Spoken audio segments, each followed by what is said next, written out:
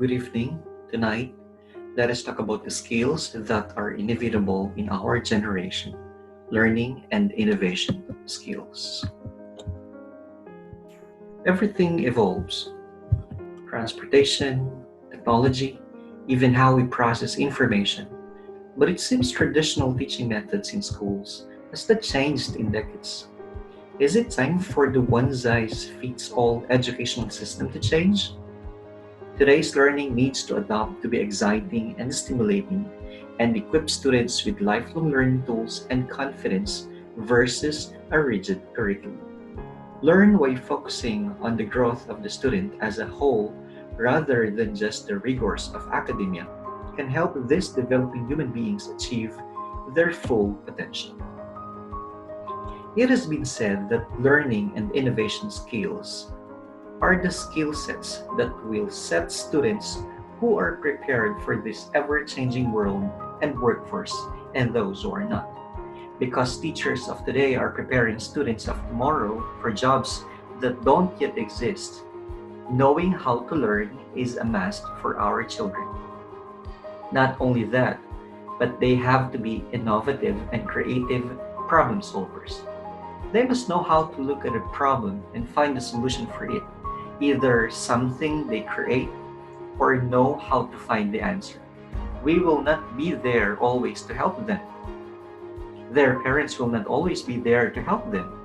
Their bosses will have or will not have the time to help, but will expect results. If we do not teach our students how to learn and solve problems, we will be doing them a disservice. Additionally, our students will need to know how to work together to solve these problems. No more is the loner sitting at the desk who has the bright idea, but the group as a whole that brainstorms and comes up with the best solution. And by the way, the group might include many different people from many different backgrounds, countries, and experiences. Our kids must know how to work with other people who, more often than not, are different than they are. People referred to as smart or genius often are not those who have the highest IQs or know more facts, but rather are those who can creatively solve problems.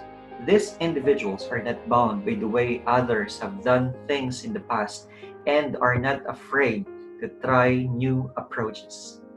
These learning and innovation skills have to be developed and nurtured in our students.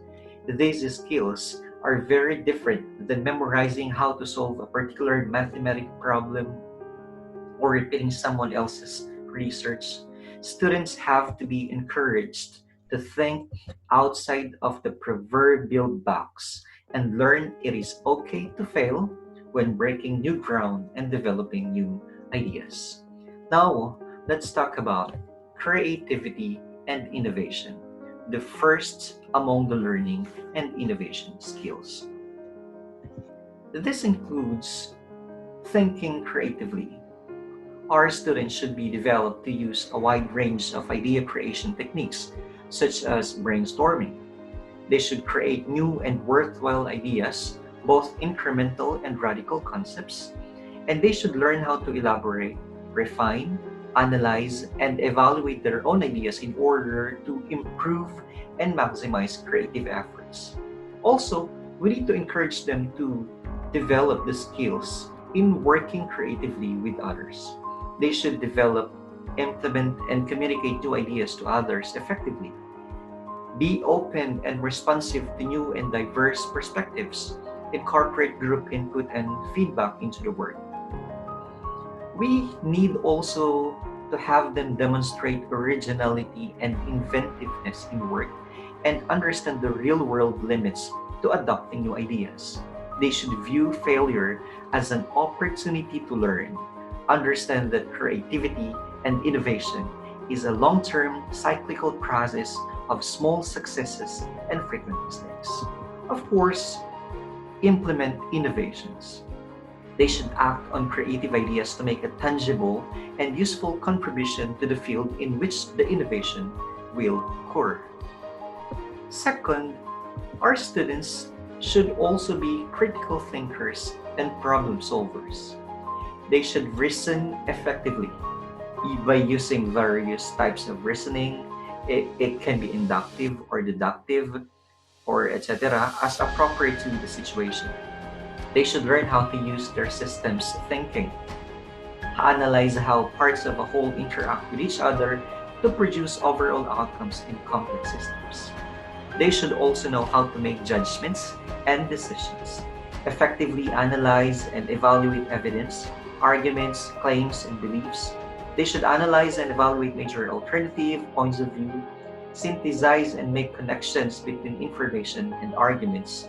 They should also interpret information and draw conclusions based on the best analysis and reflect critically on learning experiences and processes.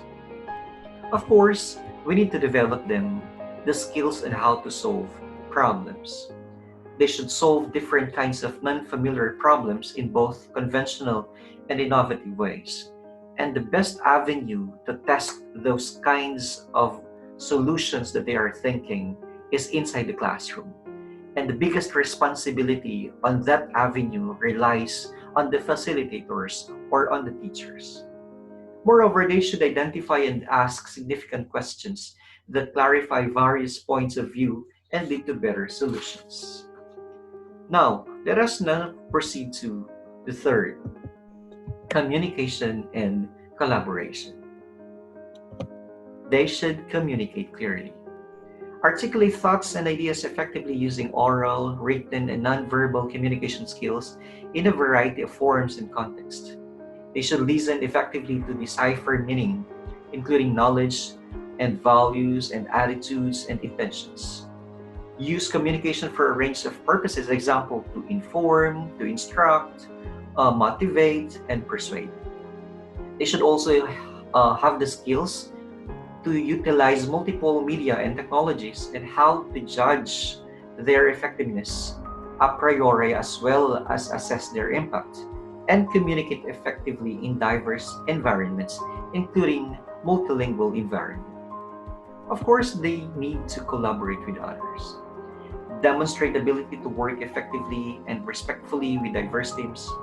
They should exercise flexibility and willingness to be helpful in making necessary compromises to accomplish a common goal, and assume shared responsibility for collaborative work and value the individual contributions made by each team members. Again, learning and innovation skills include 1. Creativity and innovation, 2. Critical thinking and problem solving, and 3. Communication and collaboration. Let me end this conversation with a story and a challenge. In 1997, a Korean airline flight crashed in Guam and killed 225 people. Malcolm Gladwell suggests that it was the cultural conditioning of the crew in the cockpit that was the ultimate cause of this crash.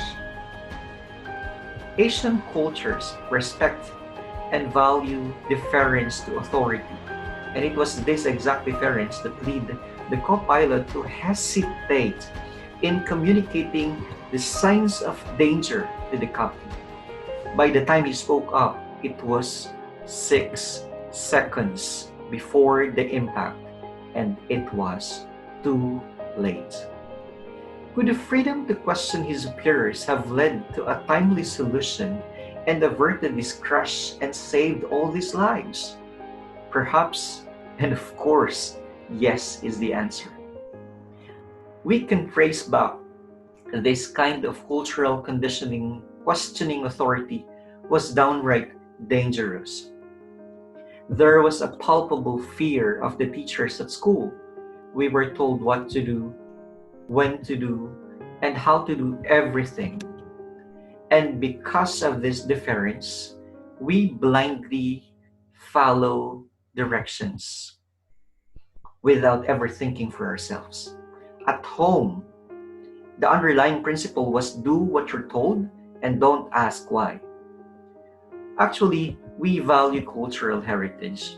But as we go on to the study of curriculum and how its implementation affected the outcomes, which are our graduates, they have grown up with no autonomy and no opportunity to make decisions for themselves.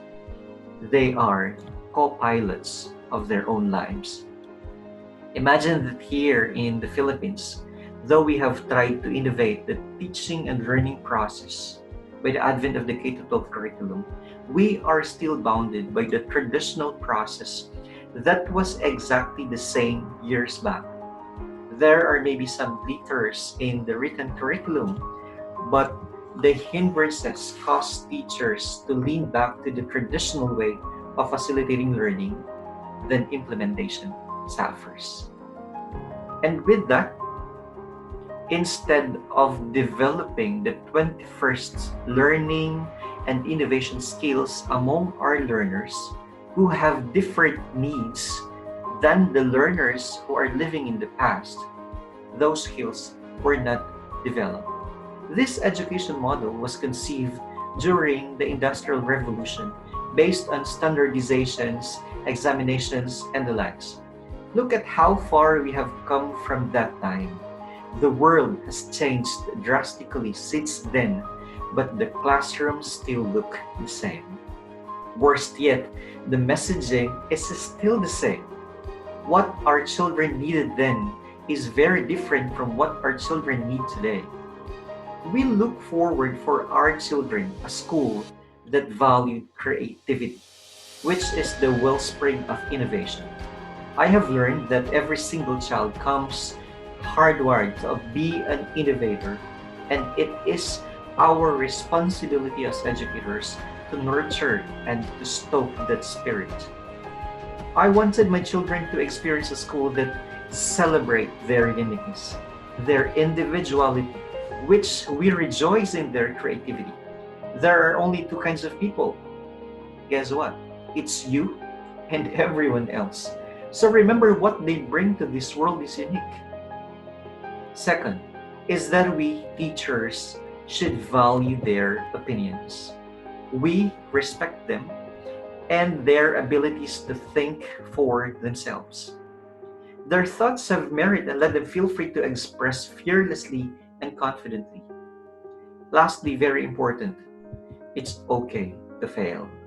Failure teaches us profound lessons and makes success even sweeter. And if you're not failing, you are not taking enough risk and you are not really working hard enough. And as it was said, that those who fail miserably achieve greatly. John F. Kennedy said that. Students embodied with learning and innovation skills are the children who are going to change our world. Let us influence one student at a time to change.